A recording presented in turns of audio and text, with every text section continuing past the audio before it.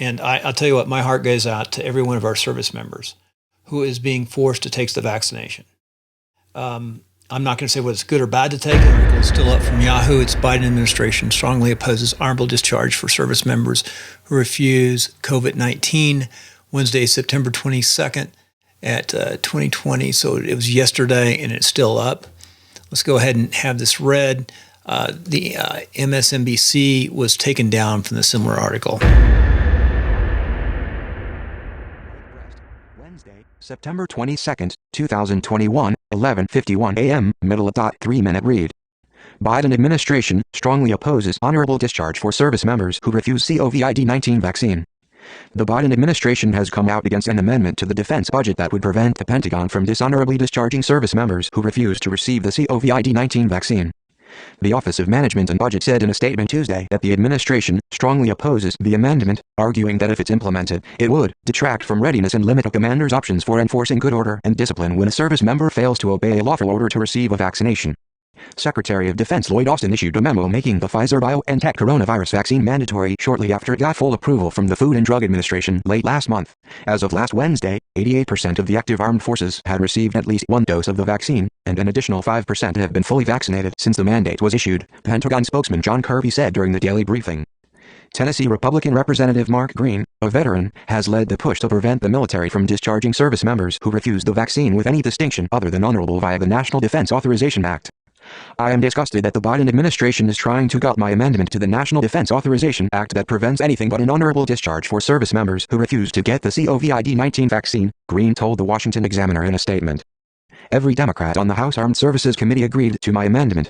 It is tragic and horrifying that the Biden administration can't respect the rights of our military that every House Democrat on the committee voted for, he said. Kirby, during various briefings dating back to last month, has said numerous times that the Department of Defense will provide commanders with tools available to them other than disciplinary action, should it be needed. OMB also noted that the department will make available a full range of resources to service members, including individual and professional medical advice, to demonstrate the safety and effectiveness of COVID-19 vaccine and to ensure they are fully informed about vaccination. Service members can also apply for a religious or medical exemption, though they could still be denied.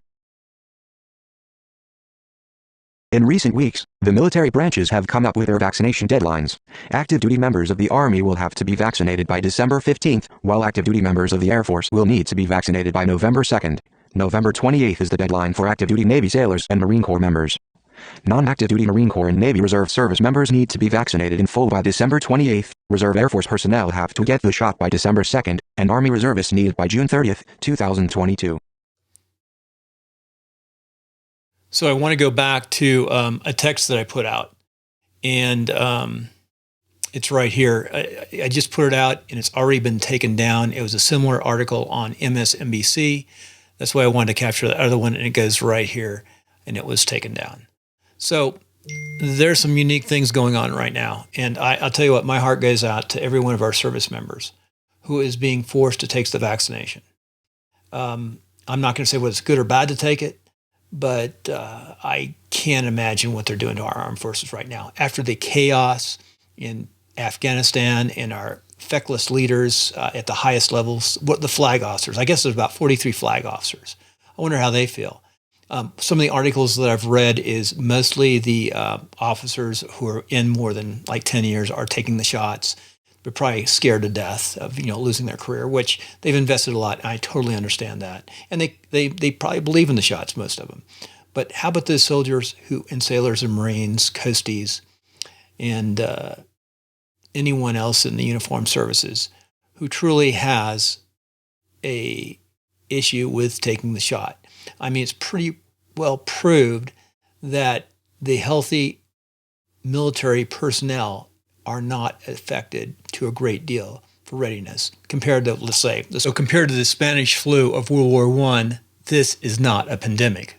We've had less than 47 service members die. And of those, I'm not sure how many were active or reserve and what the conditions were, but there's no comparison. And also, I want to make sure that we get the facts, and I'm going to try to set up something or some site where we can actually get the facts. Because you want to be factual and accurate in this information. We as a country are very torn over the COVID issues, and there are pros and cons on each side, but we need to get the actual facts. The facts count.